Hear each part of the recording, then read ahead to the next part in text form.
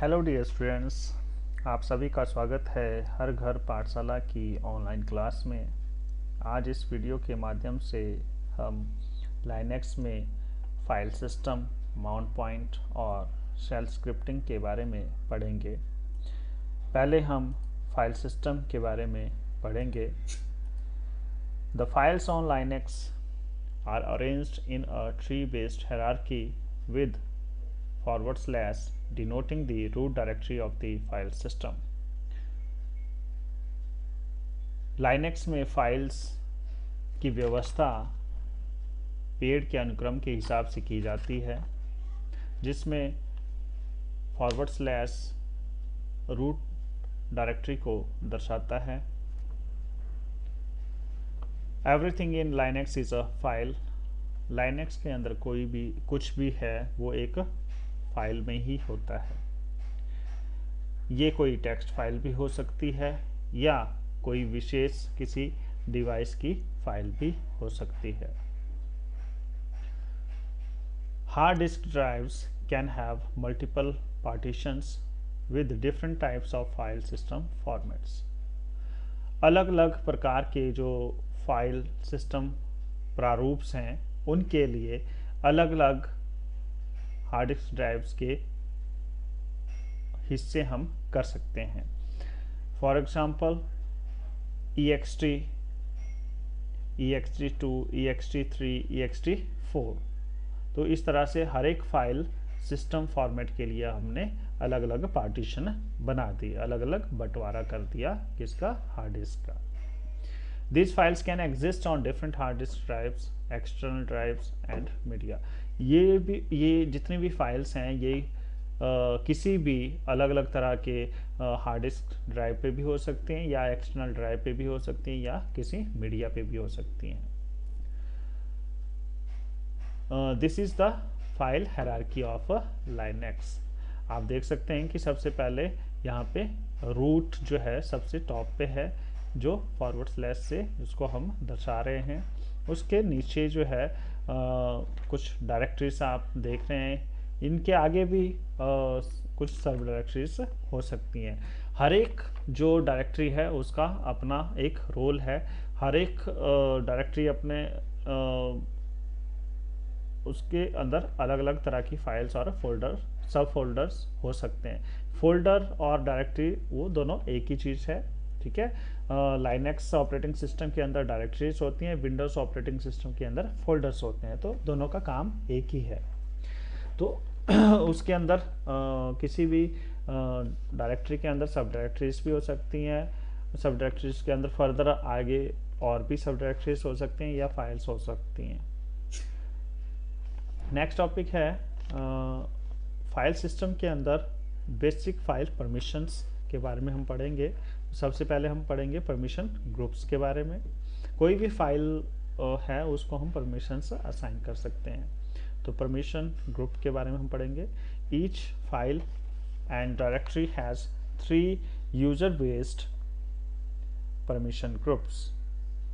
तो कोई भी फाइल और जो भी हमारी डायरेक्टरी है उनको हम परमिशंस जो हैं वो सौंपते हैं, ठीक है। फर्स्ट है owner. The owner permissions apply only to the owner of the file और डायरेक्टरी। ऑनर परमिशन उन्हीं यूजर्स को मिलती है जिन्होंने उस फाइल या उस फोल्डर को बनाया होता है। They will not impact the actions of other users. उनके ऊपर दूसरे कोई भी यूजर है उनकी किसी भी तरह की कार्रवाई का कोई प्रभाव नहीं पड़ता है। Group.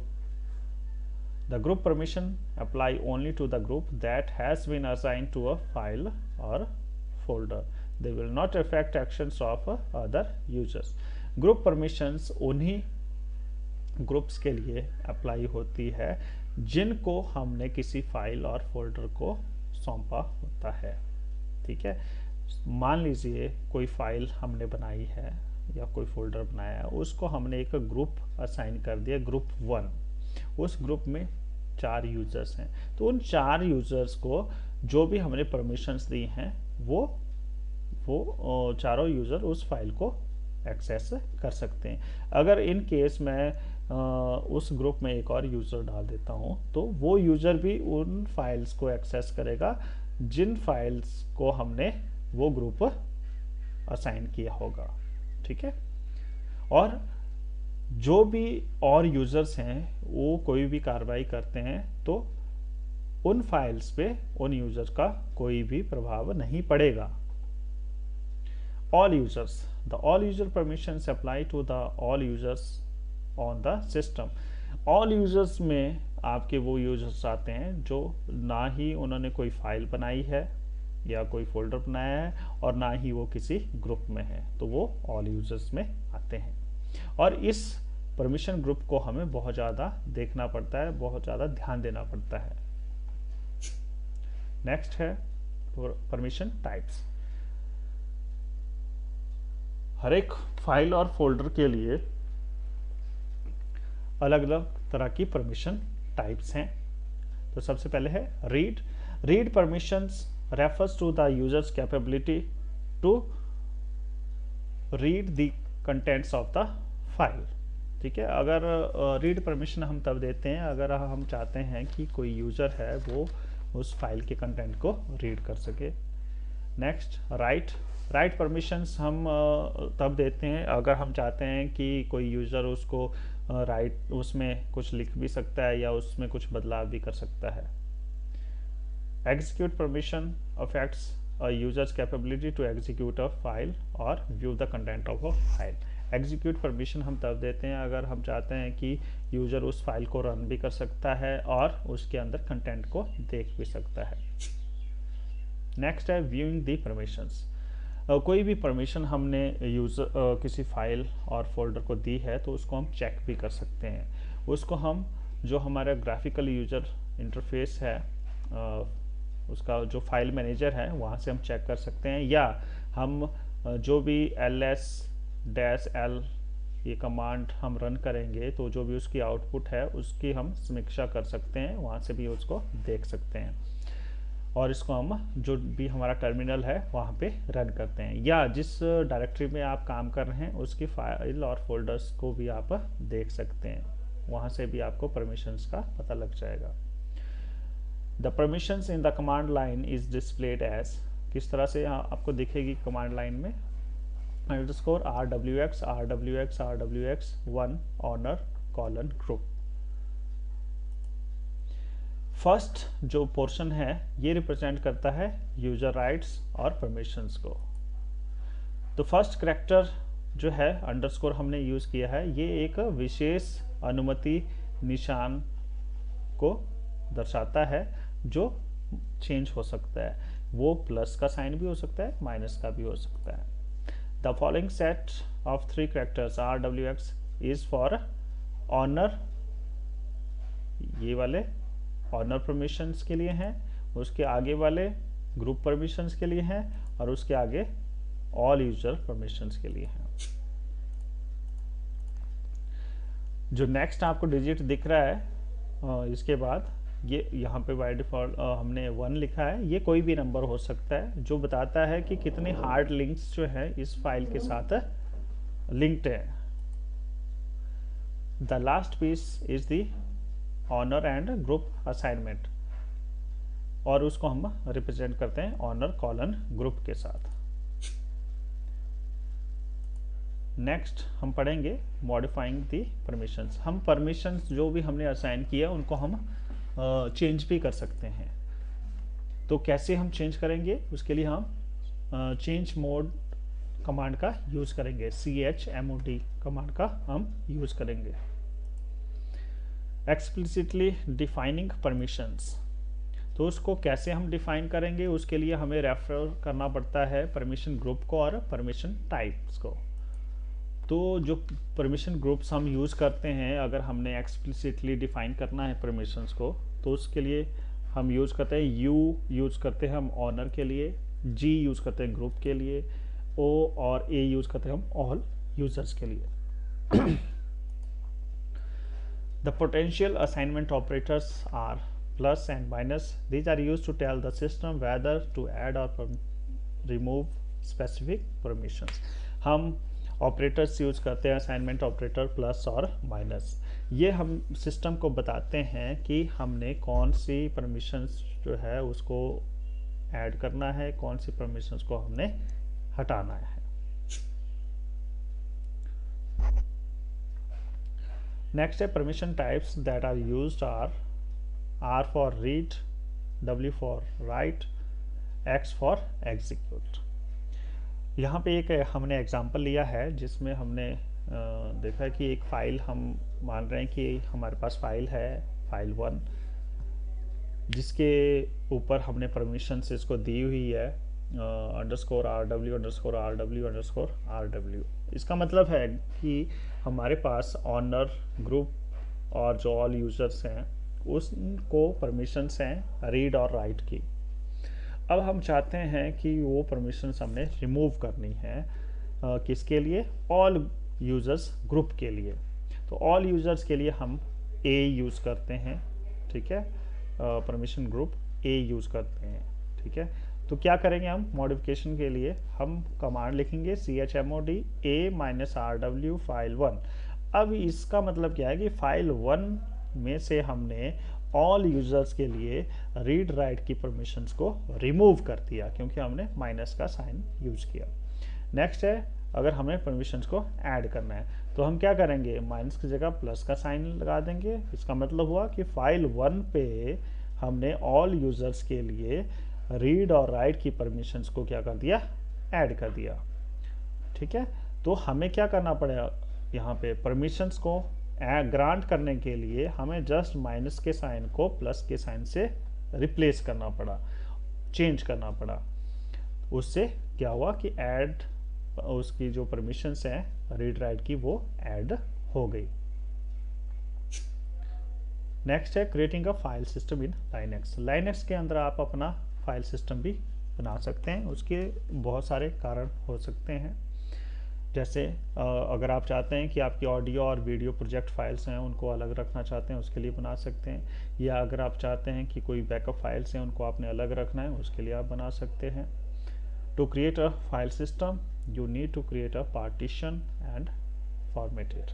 आप फाइल सिस्टम बनाना चाहते हैं तो उसके लिए आपको क्या करने का पड़ेगा? अलग से एक पार्टीशन बनाना पड़ेगा हार्ड डिस्क ड्राइव में और उसको फॉर्मेट करना पड़ेगा। नेक्स्ट टॉपिक है mount point. Mount is to access a file system in Linux. हमने फाइल सिस्टम को अगर यूज करना है लाइनेक्स में तो हम माउंट का यूज करते हैं। You can mount a file system on any directory and access content by entering to that directory. आप फाइल सिस्टम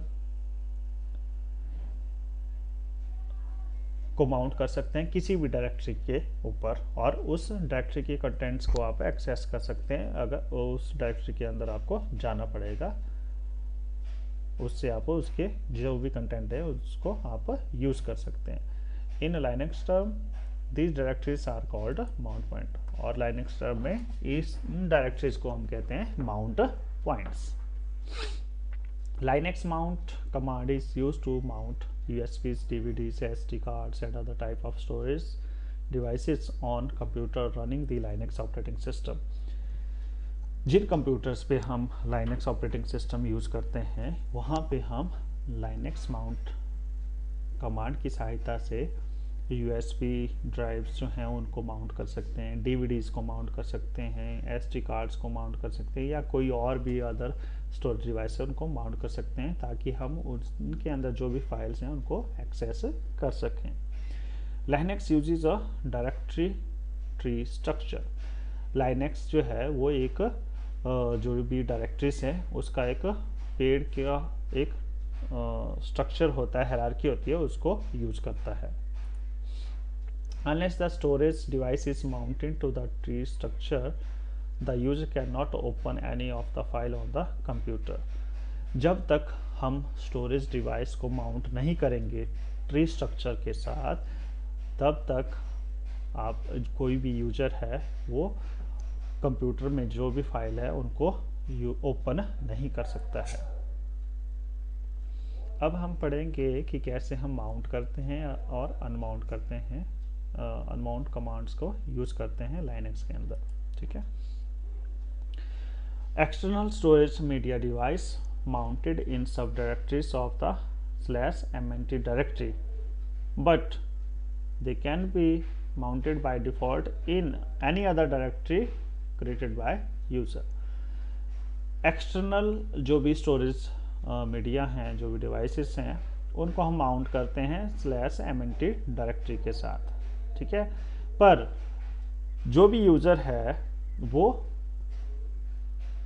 बाय डिफ़ॉल्ट जो है इसको किसी और डायरेक्टरी के साथ भी माउंट कर सकता है जो भी उस यूजर ने बनाई होंगी।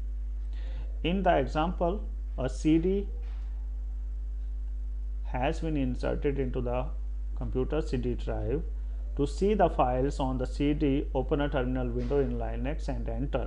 हो रहा है कि अगर फॉर एग्जांपल अगर कोई CD जो है हमने CD ड्राइव में डाल दी कंप्यूटर के, तो हमने वो फाइल्स को चेक करना है, तो हम क्या करेंगे, टर्मिनल विंडो ओपन करेंगे लाइनक्स में और क्या एंटर करेंगे, हम कमांड एंटर करेंगे mount /dev/cdrom/mnt/cdrom।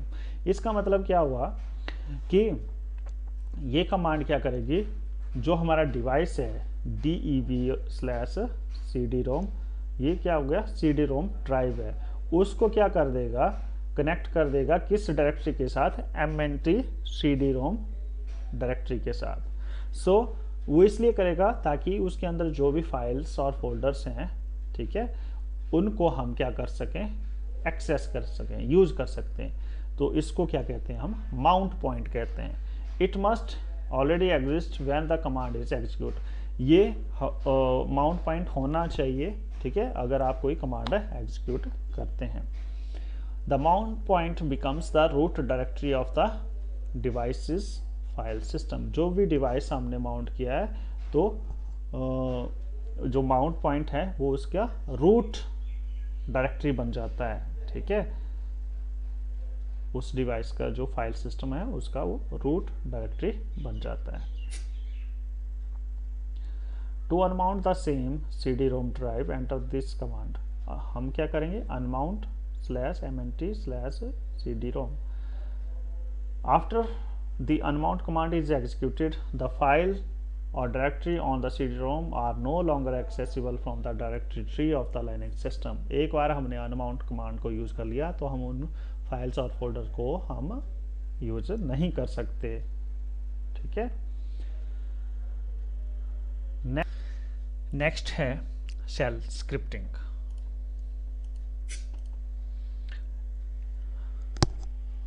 अगर कोई भी आप मेजर ऑपरेटिंग सिस्टम यूज़ कर रहे हैं तो आप इनडायरेक्टली शेल के साथ इंटरेक्ट करते हैं। If you are using Ubuntu, Linux Mint or any other Linux distribution, you are interacting to shell every time you use a terminal window।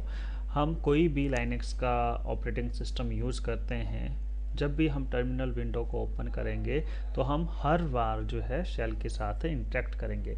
Interact का मतलब है कि कोई भी हम कमांड इनपुट करते हैं, टाइप करते हैं, जैसे एंटर की प्रेस करते हैं तो हमारे पास वो आउटपुट भी आती है, तो उसको हम इंटरेक्शन कहते हैं, interacting with shell. So before understanding the shell scripting we have to get familiar with following terminologies.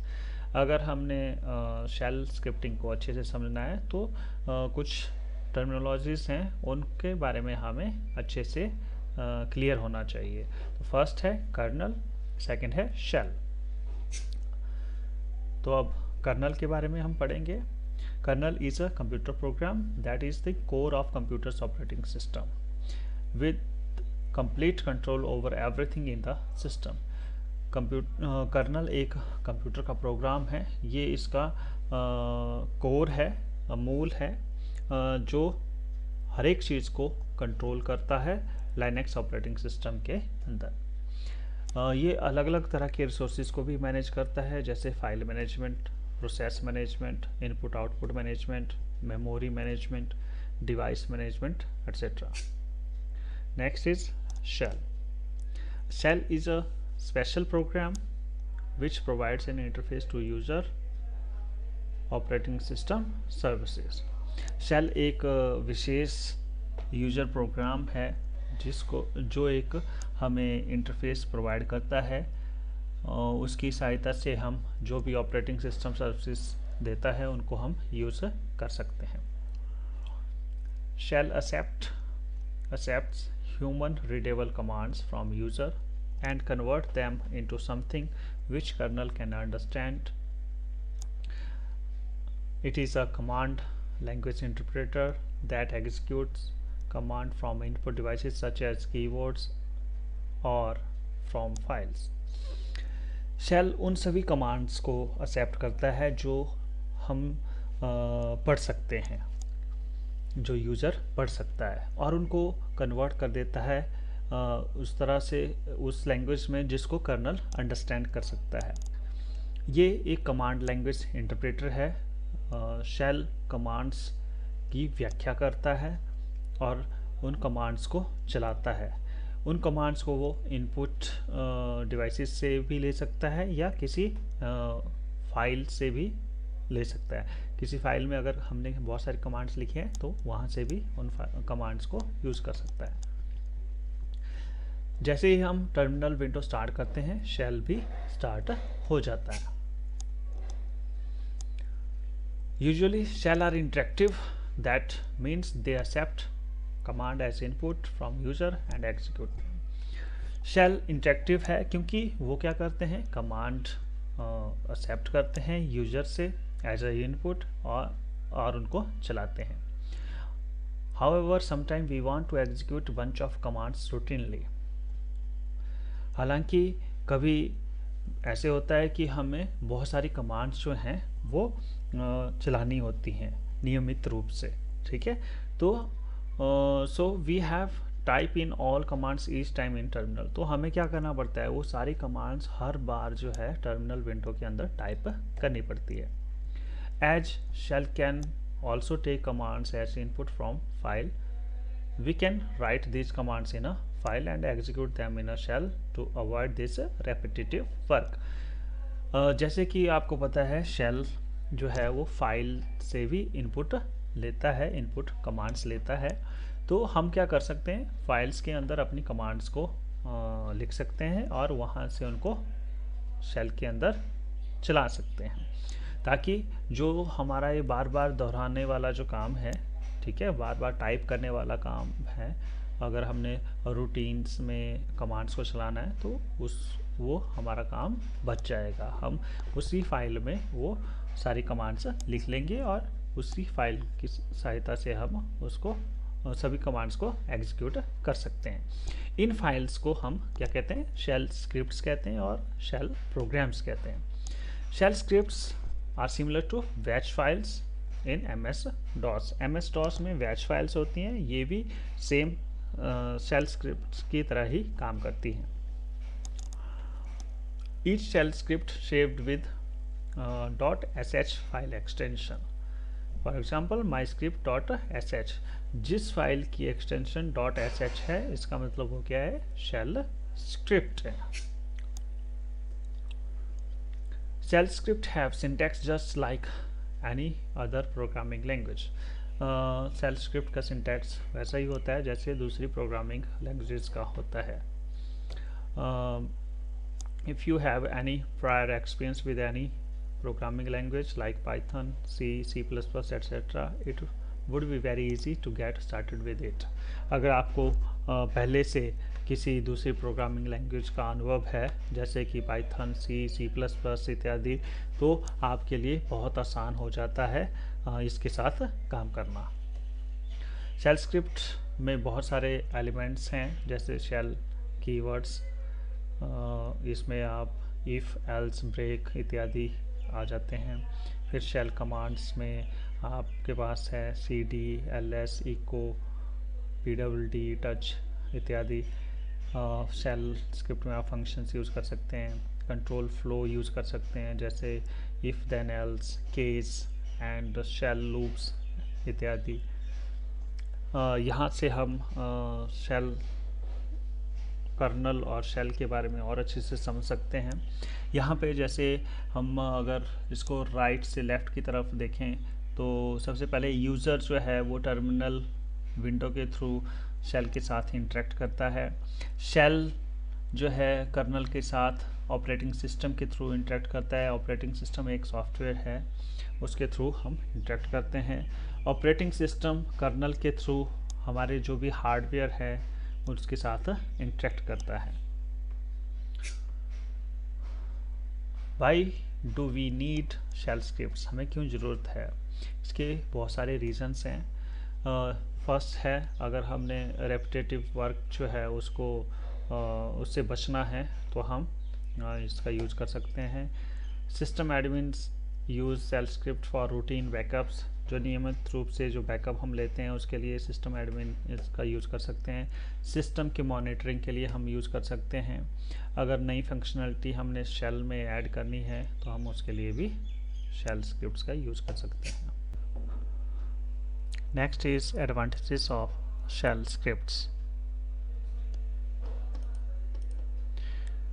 The command and syntax are exactly the same as those directly entered in the command line, so programmer do not need to switch to entirely different syntax.